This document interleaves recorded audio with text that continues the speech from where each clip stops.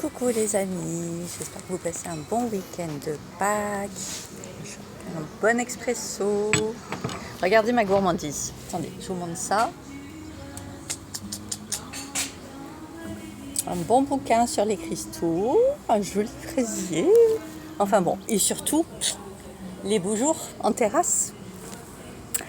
Alors, j'avais envie de vous partager quelque chose parce que je viens de voir un article en fait qui m'a fait penser toujours à cette histoire de l'influence du collectif sur l'individuel. Et en fait, j'avais envie de vous partager ça parce que je suis tombée aussi, je ne sais plus, hier ou avant-hier, je tombe toujours sur des comment ça s'appelle, des présentations, ou des partages de numérologues, toujours pareil, qui parlent du collectif, enfin qui parlent de cette année en 10. Voilà, d'un nouveau cycle qui commence, de 9 ans, tatitata, ce qui est vrai au niveau collectif. Mais en fait, je le dis, je le redis, je ne cesserai de le dire. En fait, ce qui compte vraiment, comment dire, à un certain niveau, au début, il y avait les dinosaures, non je rigole. Au début, quand on n'est pas conscient vraiment des choses, on baigne dans le collectif. Et en fait, on est influençable par le collectif. Parce qu'en fait, et surtout si on est hypersensible, voilà, surtout si on est poreux aux énergies des autres. Mais même si on n'est pas hypersensible, on va dire, voilà, à la base, on est tous connectés les uns aux autres et c'est normal, c'est la base de l'humain, d'être en lien, d'être en, comment dire, dans un collectif, une famille, une meute, etc. C'est la base, c'est normal. Sauf que le problème, c'est quand le collectif, il devient plus important que l'individuel. Le problème, c'est quand on perd notre envie, notre joie, notre libre arbitre, que tout est influencé, tous nos choix ne sont plus que basés par le collectif. Et pendant longtemps, le problème, c'est qu'on ne s'en rend pas compte à cause des blessures. Voilà, donc on ne s'en rend pas compte parce qu'on a une blessure d'abandon, donc de toute façon, on a besoin du collectif. Mais tout ça, c'est inconscient. Donc quand on n'a pas encore fait le travail, ça, et ça a été mon cas pendant X années, peut-être 45 ans, presque, enfin voilà, on s'en rend pas du tout compte de ça. On se rend pas compte en fait que nos décisions, nos choix, tout, au niveau amoureux, travail, peur de manquer, on va prendre un job qui va nous sécuriser, peur d'être seul, on va prendre quelqu'un qui, on sait qu'il sera là, qui sera présent pour nous, voilà. Peur d'être trahi, on va prendre une relation bien tranquille, bien pépère et tout, où on se dit bon bah là il n'y a pas trop de risques. On ne va pas prendre le risque d'être quitté, d'être trahi ou d'être humilié parce qu'on va avoir ces blessures-là. Et donc ça, pendant des années, si on ne s'en rend pas compte, en fait, donc désolée pour ceux pour qui ça va être un peu cash, mais je sais que si vous me suivez sur cette chaîne, vous êtes déjà habitués à tout ça. Pour beaucoup de gens, un jour, tout d'un coup, on réalise, donc ça va venir par peut-être une maladie, un burn-out, un deuil ou quelque chose d'assez violent quand même, on va se rendre compte que toutes les décisions qu'on a prises jusque-là, en fait, c'était basé sur une suradaptation.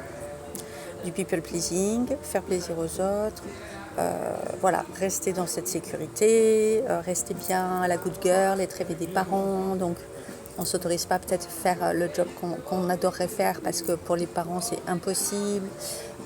Voilà, on ne va pas s'autoriser, entre guillemets, à être vraiment qui on est, de peur du jugement des autres, de peur d'être caricaturé et carrément de peur d'être isolé, rejeté, pas compris, montré du doigt, humilié, etc. Et ça on le voit, hein, quand on est différent dans une famille, de toute façon on passe toujours pour le perçu ou la perchée, ou par la personne un peu différent. En ce moment ça bouge beaucoup, il y a beaucoup de gens qui parlent sur les réseaux de personnalités publiques. Donc, déjà avec tout ce qui s'est passé dans le MeToo, tout ça au niveau des femmes depuis 2-3 ans, ça bouge énormément, même 5 ans. Ça c'est super aussi parce que il y a des schémas de soumission en fait, hein, qu'on a de mère en fille, de comporte de nos grands-mères et tout ça. Et ça c'est encore une autre question, le transgénérationnel, mais j'accompagne aussi là-dessus.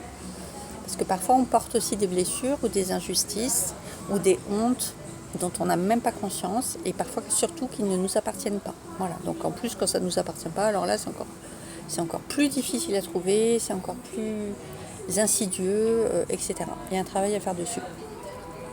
Ça va être très lié au 8 ans et je vous parle de ça, je vais beaucoup vous partager cette année parce que moi je suis en année personnelle 8. Mais j'ai pas perdu le fil, je vais en revenir à ce que je voulais vous dire au début par rapport au collectif et à la numérologie.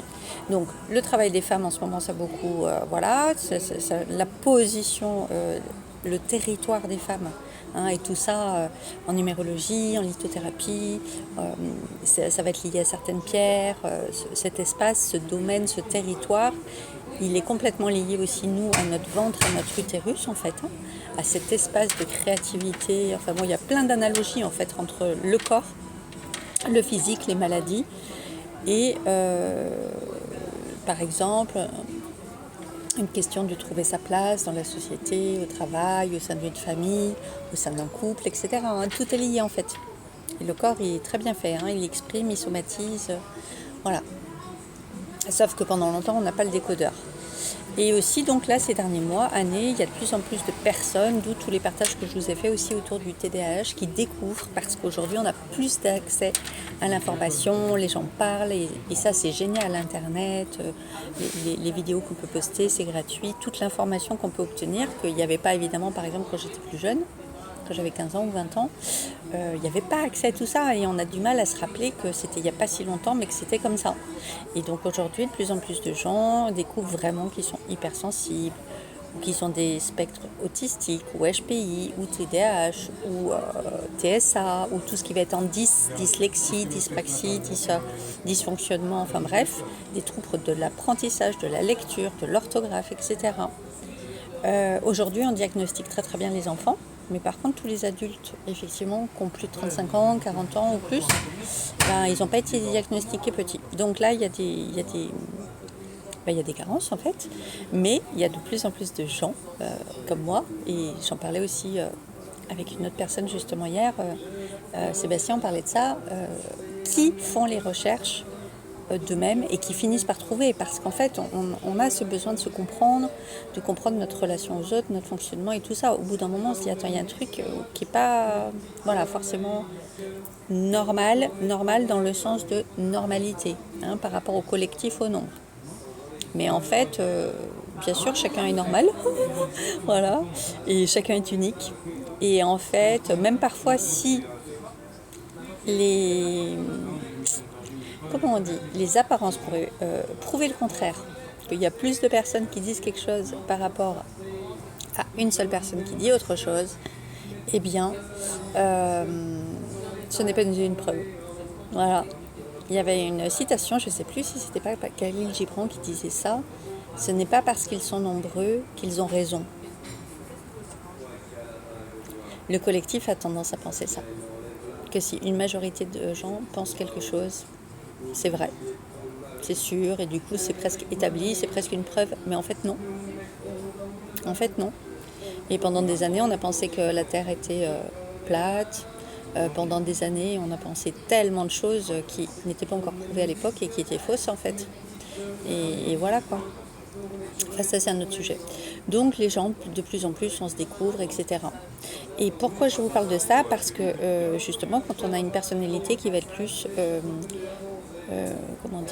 hypersensible, ou on va être plus poreux par exemple aux énergies des autres, ou quand on va avoir un trouble qui nous aura fait sentir pendant des années, ça peut être le cas par exemple du TDAH, qui nous aura fait sentir pendant des années par exemple qu'on est différent, qu'on ne se fait pas forcément comprendre.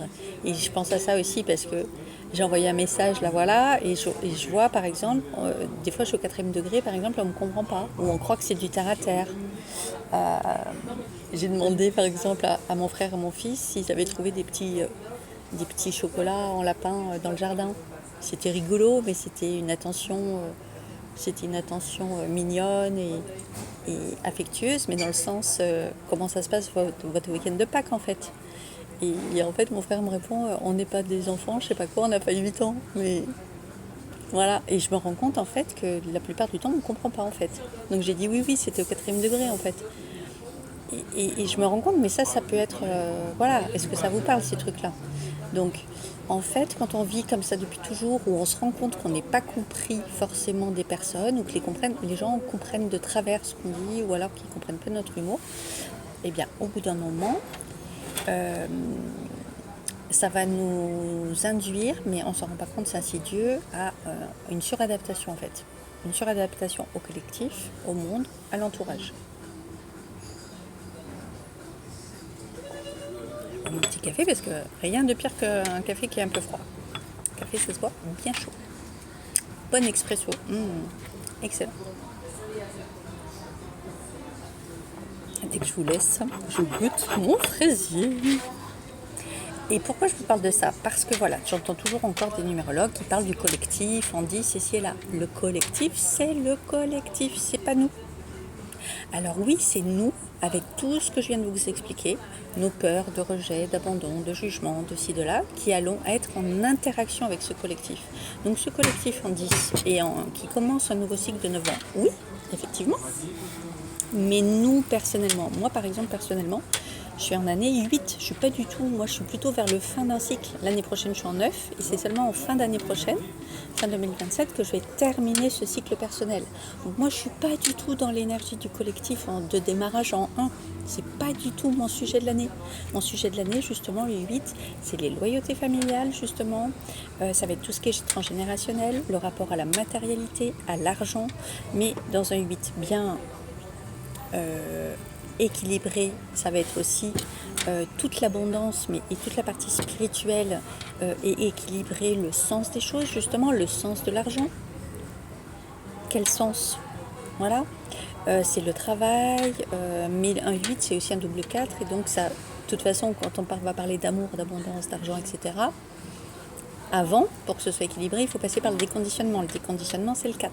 Hein. Donc un 8, c'est un double 4. Le 4, c'est le conditionnement. Et à un moment, du coup, il faut déconditionner.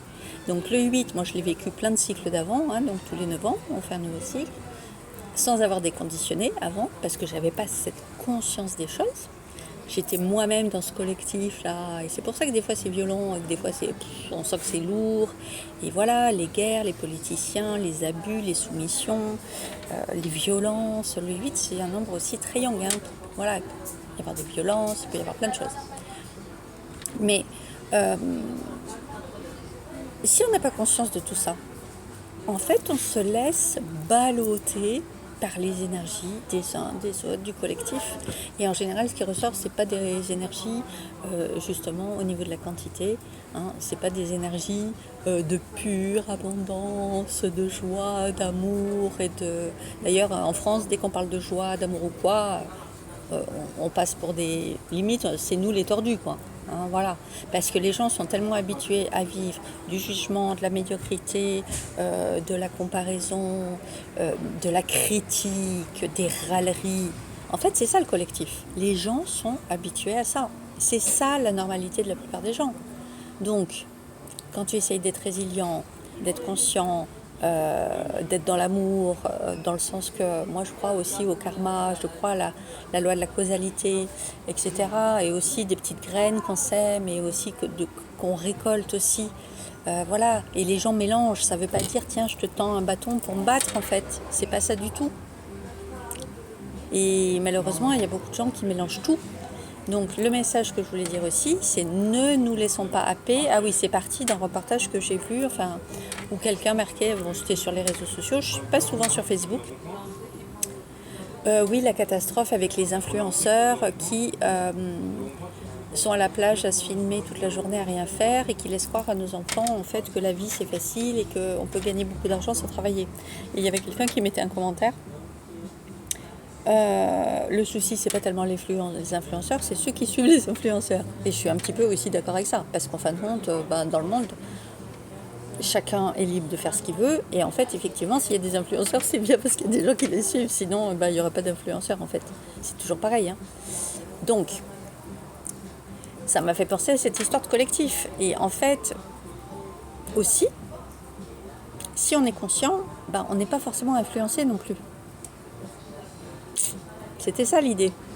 Donc si on est dans notre alignement, dans notre intériorité, dans qui on est, dans notre unicité, dans notre zone à nous de création. Il y a nous d'abord, ça c'est le premier cercle, c'est nous. Et donc ça on le voit aussi en numérologie, hein. C'est notre mission de vie, notre mission spirituelle, notre chemin de vie, notre expression, le nombre intime, le nombre héréditaire, tout ça. Ça s'applique aussi au niveau du business, hein. D'ailleurs si vous êtes commerçant, si vous êtes entrepreneur, si vous avez un business, un nom commercial, une adresse d'un commerce, etc. Attention, avant de choisir votre nom commercial ou le nom de votre marque, le nom voilà, de votre domaine, tout ça, parce que il y a aussi des vibrations là-dedans en fait. Et soi-même, on doit rayonner chacun notre unicité. Et ensuite, ça, on le met au partage du collectif. Ensuite, ça, on le fait fusionner. On le fait communiquer avec le collectif. Mais en fait, le collectif, c'est pas nous. Le problème de ces gens, et d'ailleurs c'est pour ça que j'aime pas du coup les numérologues qui sont tout le temps en train de parler de ces années du coup collectives, en 10 et tout ça, c'est que les gens croient justement, parce que aussi il y a une grande part d'ignorance. Et moi je dis tout le temps, pourquoi j'aime autant apprendre, pourquoi la connaissance c'est la base de tout. Parce que si on se connaît pas, et si on ne connaît pas, si on a trop d'ego, qu'on a trop de vérité, qu'on sait tout, qu'on connaît tout, qu'on juge tout le temps, ça c'est nul, ça c'est con, ça c'est fake, c'est du n'importe quoi. Ça c'est la majorité des gens. Ils jugent en fait. Ils sont pleins de vérité, de croyances. Et c'est ça qui montre le fameux cadre dans lequel ils sont enfermés, c'est leur cage privée. En fait, et ça c'est le problème du 1 et du 10, et c'est pour ça que je vous en parlais, c'est qu'on est dans un collectif qui sait tout, qui connaît tout, qui n'est pas curieux, qui se pose pas de questions, qui se remet pas en question, qui se dit pas ouais en fait ça fait 10 fois que je fais ça, ça fait X relations machin, et en fait pourquoi ça marche pas. Et il y a peut-être quelque chose en fait, ça fait X relations au boulot ou X projets qui n'aboutissent pas. À chaque fois c'est pareil mais c'est différent. Et pourquoi? Bah en fait les gens ils se demandent pas pourquoi. Et moi je me suis pas demandé pourquoi pendant des années, hein. Pendant des années. Je pensais que j'avais pas de chance, je pensais que c'était le hasard. Et au bout d'un moment, je me suis dit en fait c'est quoi je vous en ai déjà parlé, c'est quoi le dénominateur commun en fait entre tout ça, entre toutes ces personnes, entre toutes ces situations? Bah en fait c'est moi le dénominateur commun. Voilà.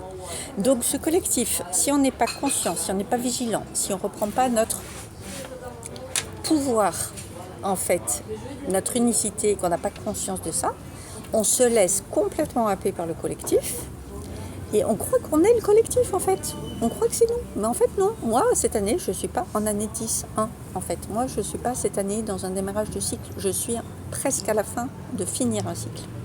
Voilà. Donc, je vous parle ça parce que c'est très cartésien en fait la numérologie. Hein. C'est des nombres. C'est facile. Il y a un cycle d'un à 9 ans.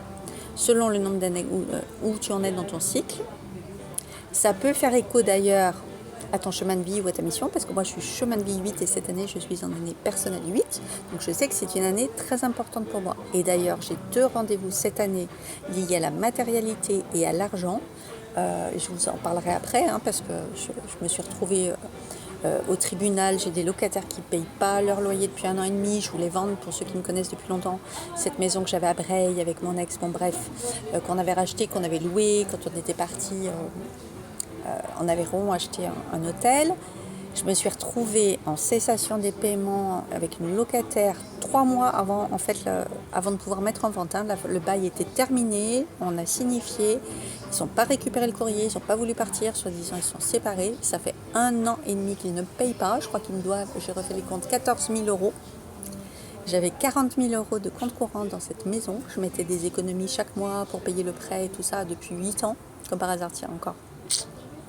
8. Et donc du coup, la maison elle va être vendue aux enchères, elle va être liquidée. Et ça je vous en parlerai bientôt parce que je vous le partagerai, parce que je me dis que c'est quand même incroyable, parce que c'est exactement la même chose qui est arrivé à ma grand-mère par rapport à un bien dont elle avait hérité de son arrière-grand-père, qui elle s'est retrouvée avec des locataires qui ne payaient pas, et en fait cette maison a été perdue. Et le 8, c'est aussi les loyautés familiales et c'est tout ce qui touche à l'argent, au pépette et tout ça. Et donc, je mets beaucoup de conscience. Avant, je me serais positionnée en victime et je l'ai fait pendant longtemps. J'ai pas de chance, ça s'acharne, tatati, tatata. Et en fait, c'est ça qui est bien, c'est que justement, au bout d'un moment, justement, quand on reprend l'idée, un truc qui est tombé par terre, quand on reprend l'idée en fait, non, on subit pas, on n'est pas, mais pas on subit pas dans le sens du contrôle. Hein. On subit pas dans le sens que qu'est-ce que cette leçon, qu'est-ce que cette épreuve vient me montrer, m'apprendre, etc. Et le switch, il est là en fait, le pivot. Je parle tout le temps de pivot. Le pivot, il est là. Pivot de conscience. Qu'est-ce que ça vient m'apprendre, qu'est-ce que ça vient me montrer. Voilà. Et là, ça parle aussi beaucoup de loyauté. Mais ça, je vous en parlerai après, à part. Voilà. Donc, j'avais envie de vous parler ça. Ne vous laissez pas influencer, justement. Ne soyez pas poreux à ces énergies. Puis alors, quand on voit la télé, la radio, tout ce qui se passe dans le monde, la guerre, le massif, et d'ailleurs, en ce moment, je traverse aussi autre chose. Mais ça, je vous en parlerai aussi, parce que là, je suis en plein dedans. Sur la question aussi de l'emprise, du pouvoir, vraiment ce lâcher prise, c'est vraiment quelque chose que j'ai expérimenté, et c'est vraiment là-dessus que je vais vous accompagner, parce qu'en fait c'est la base de tout. Donc on en revient toujours à l'histoire du yin et du yang, et de comment, en fonction des nombres, et le 8 par exemple, il est hyper yang. C'est vraiment, voilà, ça peut être très enfermant, hein, comme je vous parlais du 4, voilà, c'est le contrôle, l'action, tout ça, mais en fait non. Et je vais vous faire une autre vidéo, justement, je vous ai parlé, parce que j'étais sur les pierres, j'étais en train de refaire le point là-dessus, la lithothérapie, et à quel point vraiment la litho, dans notre vie, elle peut nous aider. Vous savez que je vous parle tout le temps des 2 piliers, le corps, l'habitat, parce que ces 2 piliers, c'est des piliers de structure en fait. Les structures dans le business, c'est pas les structures, les stratégies, c'est pas ça en fait. Oui, bien sûr, il faut un minimum de stratégie, bien sûr. Il faut savoir ce qu'on fait, comment on le fait, un planning et tout ça, et voilà, et des tableaux, et des marqueurs, des stats et tout ça, ok. Mais le problème aussi, c'est que voilà, justement, les personnes qui sont un peu trop yang, ou qui vont être dans des énergies comme ça, yang, de business, de structure et tout va être sous contrôle, tout va être chronométré, tout va être étudié. Il n'y a plus de place, justement, au yin, à l'intuition. Au ressenti, et surtout à l'énergie du recevoir. Et donc c'est là où vraiment je sais que j'accompagne des femmes, je peux accompagner, parce que ça va être vraiment l'énergie féminine, de basculer justement de cette structure, mais qui va être pour le coup trop structurante, trop enfermante, trop carrée, trop dans le contrôle du je veux, de la volonté, de la rage, parfois de la colère, de la réussite, et de pouvoir basculer dans une énergie. La femme, on n'est pas fait pour ça, c'est l'énergie de l'homme. La structure, la décision, le contrôle, la volonté. Bien sûr, il en faut pour les deux, hein. Il y a du yin et du yang, et chez l'homme et chez la femme. Mais ça, c'est l'énergie de l'homme. Nous, les femmes, on n'est pas là, justement. C'est pour ça que c'est important. Je vous parlais du ventre, de la yoni, de cet endroit de création. C'est de là où nous, on fait des bébés. Notre corps, il est capable de faire des bébés. On a une énergie, c'est aussi lié à l'énergie sexuelle, la kundalini, tout ça. Tout est lié en fait. Il n'y a pas plus créateur comme énergie que ça. Et c'est pas de la volonté, c'est pas de l'action, c'est pas du contrôle. Parce que ça, c'est pas une énergie créatrice. C'est pas l'énergie féminine en tout cas. C'est pour ça que je veux accompagner les femmes. Et moi j'étais comme ça, c'est le nom du 8, c'est ça. Le 8 c'est le contrôle. Mais il a fallu que je passe par un burn-out, une nuit nord de l'âme, un deuxième, et par une double fracture, 14 mois d'arrêt maladie, une voire 2 faillites, pour apprendre à lâcher prise. Donc, je sais que si vous êtes 8, vous aussi, c'est pas facile, hein. C'est pas facile. Ça va toucher à plein d'autres choses derrière. Ce que je disais au début, les jugements, etc. Le sentiment de vouloir appartenir, se retrouver seul, être séparé du clan, etc. Ces 2 piliers, le corps et l'habitat, en fait, ça va être c'est ça les vraies structures yang. Donc il y a une bascule à faire là-dessus. C'est ça nos structures qui abritent, qui contiennent. C'est comme notre corps. C'est ça les contenants à abondance. c'est pas les stratégies de business. Quand on sait comment tout aligner, donc entre nous, aussi notre âme bien sûr, par rapport à notre mission, notre sacré, parce que c'est ce que je veux faire, d'aligner le sacré, les deux piliers, avec le business et l'abondance. Aussi, au travers de la maison, on a le règne donc minéral et on a le règne végétal. C'est deux mondes vivants avec qui on communique aussi au niveau énergétique. Et ça, c'est des règnes qui sont hyper soutenants pour nous,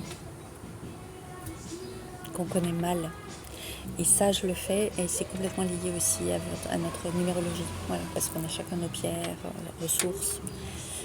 Et je vais vous faire une petite vidéo par rapport à la pyrite parce que j'en parlais ce matin. C'est vraiment la pierre qui est vraiment pleine de soufre et de fer. C'est une pierre, justement, c'est la pierre du nombre 8. Mais attention, justement, parce que c'est une pierre hyper puissante. C'est la pierre qui est dorée, vous savez, de l'abondance. Parce que si on est déjà dans le contrôle, dans le vouloir, dans le faire, donc l'énergie triangle du 8, c'est la pierre qu'il faudra plutôt minimiser. Il vaudrait mieux prendre une pierre de lune ou un quartz rose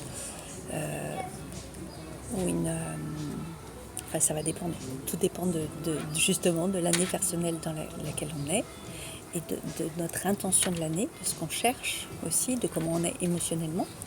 Si on est dans une année 7, par exemple, c'était moi l'année dernière. L'année dernière, c'était la... J'ai perdu le nom, celle qui est bleu-verte, l'aigle marine. L'aigle marine, c'est une pierre de vérité. Mais c'est tranchant, mais c'est une pierre de vérité. Quand on veut pas voir des trucs, on est dans des illusions, on se raconte des histoires, là, c'est parfait. Petite aigle marine, j'ai fait le thème d'une personne, c'était quand l'année dernière, qui avait 3 ou 4, non, je crois même 5 aigles marines dans le thème. Et cette personne passe par plein de périodes de conscientisation. Elle sort des illusions et elle se met à voir des choses qu'elle n'avait jamais pu voir avant. Donc selon chaque année aussi et selon le besoin du moment, les minéraux, ils nous accompagnent. Et ça, on a vraiment des thèmes personnalisés aussi par rapport à chacun. Et c'est complètement lié à la numérologie. Et c'est extraordinaire, ça fait 3 ans que je fais ce travail-là avec les pierres. Voilà. Donc pour le collectif Andis, ça va être beaucoup la rhodonite. Justement parce que c'est une pierre qui est liée au passé en fait. Et pour tous les gens justement qui n'arrivent pas à changer de cycle et qui restent sur le passé, ruminé, qui n'arrivent pas à tourner la page justement, là pour ça c'est parfait. La rhodonite, elle accompagne bien par rapport à ça. Après il faut voir si elle est dans votre thème aussi ou pas. Si elle est aussi dans le thème, c'est sûr qu'il va y avoir une redondance. Donc il y a toujours l'histoire universelle, personnelle, collectif, personnel. Voilà. Et si comme moi vous êtes en année 8, moi c'est la pyrite. Donc la pyrite, c'est vrai que c'est aussi une pierre d'ancrage. Je vais m'en servir comme si quand on est fatigué, c'est une pierre de ressourcement parce que c'est une pierre qui est très forte, très grande stabilité, ancrage pour la vitalité, tout ça, ok super. Par contre, attention, il faut pas travailler avec cette pierre quand on est énervé, quand on est en colère, quand on est à la limite du burn-out, quand on est très fatigué, mais qu'on n'est pas zen en fait. Voilà. Là, ça va pas être bon, au contraire, ça va renforcer encore plus. Donc ça va pas aller. Là, il faudrait une pierre beaucoup plus douce. Moi, j'ai de la cornaline dans mon thème. Une cornaline, c'est une pierre plus maternelle, plus douce, plus féminine, plus enveloppante. Voilà. Donc ça, c'est super important aussi à voir. Il ne faut pas aussi lire tout ce qu'on voit sur les pierres, tout ça. C'est vraiment, en fait, moi, je vous ramènerai toujours à votre unicité, à vous. On est tous différents. Donc, en fait, même une améthyste, elle ne va pas avoir le même rôle. Déjà selon si vous l'avez dans le thème ou pas. Et on croit que c'est une pierre de relaxation, mais en fait pas du tout. C'est une pierre aussi qui est très très yang, l'améthyste, qui peut être très là-haut, psychique, tout ça. Mais par exemple, c'est une pierre qui va être, plus sur l'énergie yang aussi, du père paternel, donc du fer. Donc si tu as besoin de douceur, évite de dormir avec une améthyste par exemple. Ça va pas du tout te relaxer. Et moi, par exemple, dans mon thème, entre la lignée maternelle et la lignée paternelle, c'est inversé. Donc, par exemple, moi, j'ai une améthyste, donc qui est une énergie, comme je vous dis, yang, qui est sur ma lignée maternelle, et j'ai la cornaline, qui est une énergie douce, féminine, etc., qui est sur la lignée paternelle.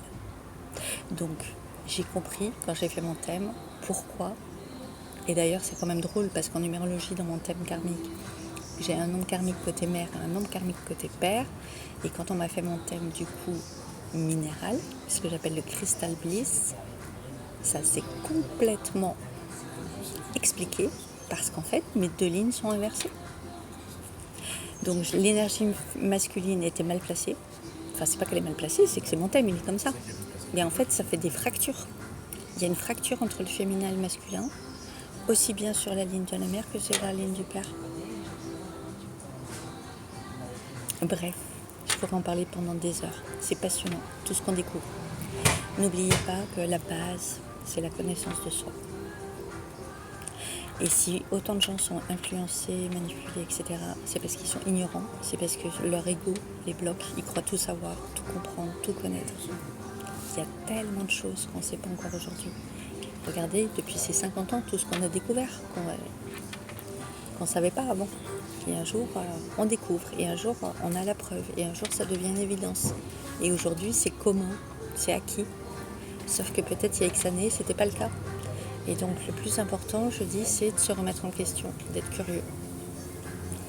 Et le corps est vraiment bien fait. Notre corps, au niveau de la somatique, notre corps, il sait. Il sait si ça nous convient ou pas. Il sait si ça nous met en joie ou pas. Il sait si c'est tendu, contrôlant. Donc en fait, le problème c'est que, toujours à cause des blessures dont je parlais au début, ça nous coupe de nos ressentis. Il y a beaucoup de gens qui sont coupés complètement de leurs émotions. Ils ne supportent pas. Ils veulent pas, ils ont peur de ne plus contrôler justement, de se laisser envahir. Donc tout est sous contrôle, tout est sous verrou. Le problème c'est que du coup ils sont coupés aussi le ressenti au corps. Donc ça c'est autre chose. Mais bon, ça fait partie aussi de l'accompagnement. Toute une partie sur le somatique. C'est la base même d'ailleurs. C'est la base, c'est le corps. Sans la vitalité, sans le corps, de toute façon, il n'y a rien qui se passe. En tout cas, pas à terme. Voilà. Alors, je vais manger mon fraisier, enfin. Je vous souhaite un bon fin de week-end. Je ne sais pas si je posterai ce soir ou demain. En tout cas, si vous avez des questions. Et il y a des vidéos où il y a tous les calculs. Tous les calculs, les vidéos où il y a le petit fer à cheval, la magnétique, avec tous les nombres. Allez dans les descriptions, il y a tous les calculs pour savoir en quelle année personnelle vous êtes.